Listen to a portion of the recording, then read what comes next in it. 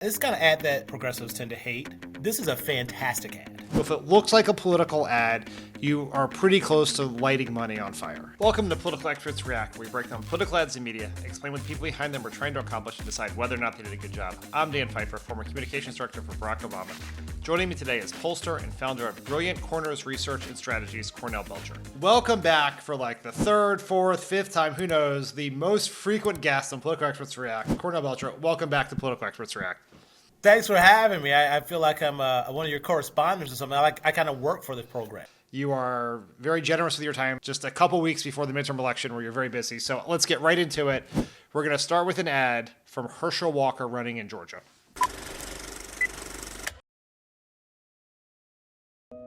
Rebel went out running a nasty, dishonest campaign. Perfect for Washington. The Reverend doesn't even tell my full story, my true story. As everyone knows, I had a real battle with mental health. Even wrote a book about it. And by the grace of God, I've overcome it. Warnock's a preacher who doesn't tell the truth. He doesn't even believe in redemption. I'm Herschel Walker, saved by grace, and I approve this message.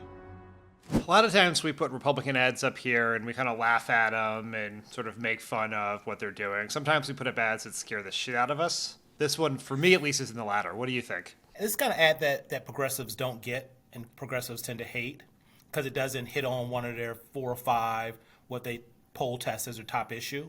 This is a fantastic ad. Not a lot of candidates can do straight to camera well. He's straight to camera.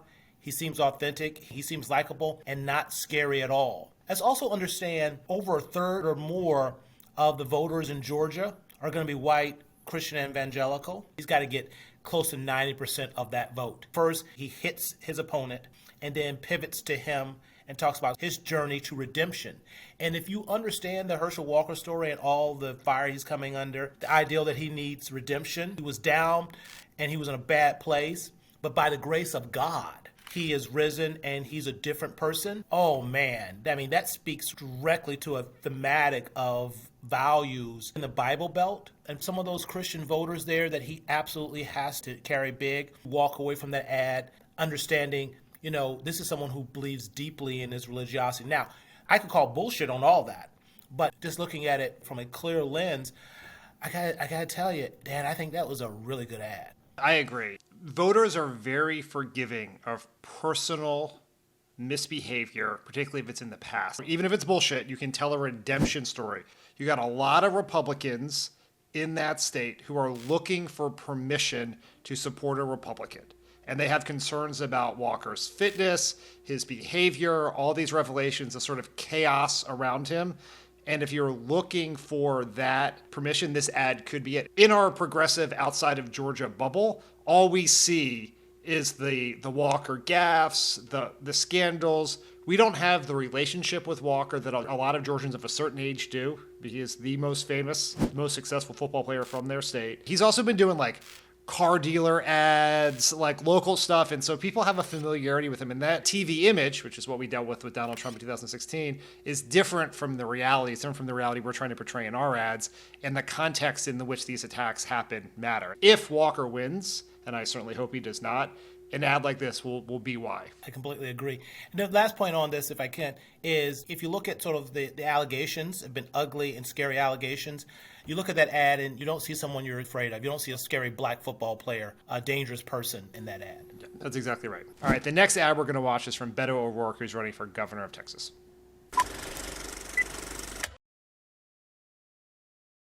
Maite wanted to be a marine biologist. She wore green Converse with the heart drawn on the right toe. Those shoes ended up being one way to identify her body in that classroom. I never want another family to go through this. Greg Abbott has done nothing to stop the next shooting. No laws passed. Nothing to keep kids safe in school. So I'm voting Beto for Maite.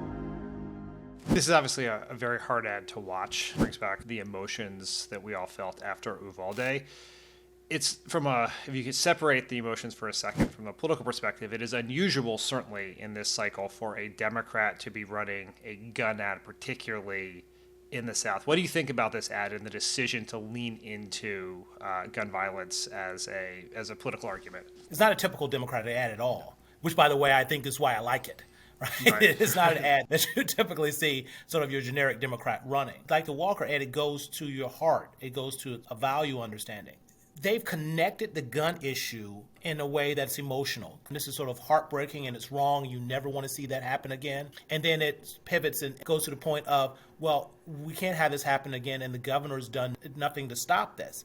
So it kind of disqualifies the governor in this emotional space. Look, a decade ago, if you were a Democrat, especially in the South, you didn't want to talk about guns. But I credit a lot of what the young people in the South, particularly those young people in Florida several years ago, have been doing and organizing around mass shooting and gun violence, and we're seeing the issue turn. You have a majority of Americans, again, who want to ban the assault weapons. That's a really big deal. This was a good way to sort of take on a gun issue. I think this was a smart done ad and a very emotional ad. Here's the thing that I do know, knowing Beto a little bit, is this is the issue that gets him up in the morning. He is horrified by what happened to Uvalde, what happened in his hometown in 2020. Remember the viral moment after the shooting in El Paso, where he cursed out the press who were asking him sort of political horse race questions about it. He cares about it. You're never going to go horribly wrong running on the thing that you are most passionate about. Beto O'Rourke is a big underdog in this race. If you didn't win Texas in 2018, in a very good Democratic year, it's going to be hard to win it in 2022. So ultimately, to win hard races, you can't play it safe. There is no risk-free strategy where a Democrat wins in Texas. You just got to put all your chips in the table, and you might as well put all your chips on the table on an issue that you care passionately about. Gen Z, which is the emerging political force in this country, is going to really determine the 2022 election, 2024 election, depending on how they turn out. Their lives are defined by three issues: a tough economy, climate change, and gun violence. They never knew a world where there were not mass shooter drills in their school. So Beto O'Rourke has to take risks to win. He's taking a risk on an issue he cares deeply about, and so that's what you got to do. I couldn't agree more. I like it. We both like it. We unfortunately like Herschel Walker's ad. Now we both like Beto O'Rourke's ad.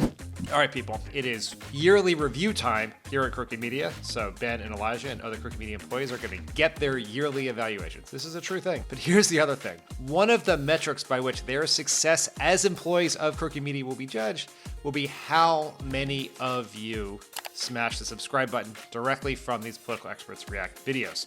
So I would say this to you. Ben, he's a young guy. He's making his way in the world. Elijah just got married. So if you want to help them, forget about me. Forget about helping progressive media. Forget about crooked media. John and Tommy, put them aside. If you want to help Ben and Elijah, smash the subscribe button.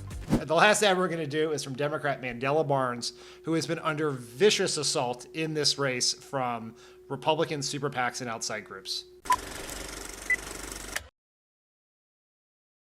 I'm Mandela Barnes, and I approve this message. Ron Johnson caught lying. Independent fact checks call his attacks on Mandela Barnes false and misleading.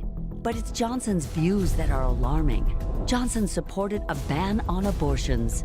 He co-sponsored a bill that makes no exceptions for rape, incest, or the life of the woman.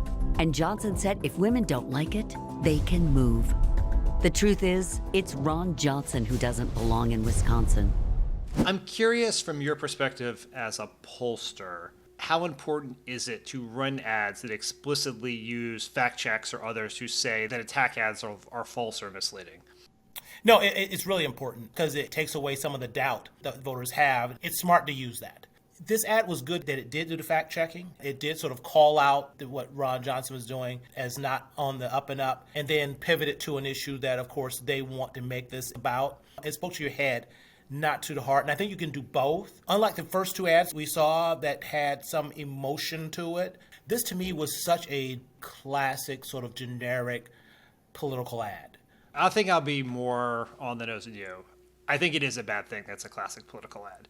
And look, I mean, millions and millions of dollars are being spent in this race. It's easy to zero in on one ad and say everything sucks, everything's great. Like Herschel Walker has a bunch of really shitty ads, and he has one good one. That doesn't mean that ad's not going to win him the race. The bad ads aren't going to lose him the race. It's always just one data point in a larger story. But the people we're trying to persuade between Democrats and Republicans, and between voting and not voting are the most skeptical group of people about political ads. And so if it looks like a political ad, you are pretty close to lighting money on fire. Where do you come down about the dangers of rebutting a specific attack and therefore repeating it? Well, what I did like about that ad is it didn't actually repeat the attack. It just said, he's lying.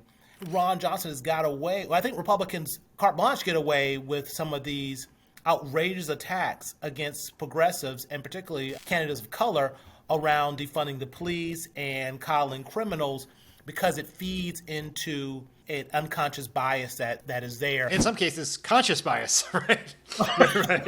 Yes. Yeah. That's actually fair. In some cases, flat out just racism. Yeah, that's right.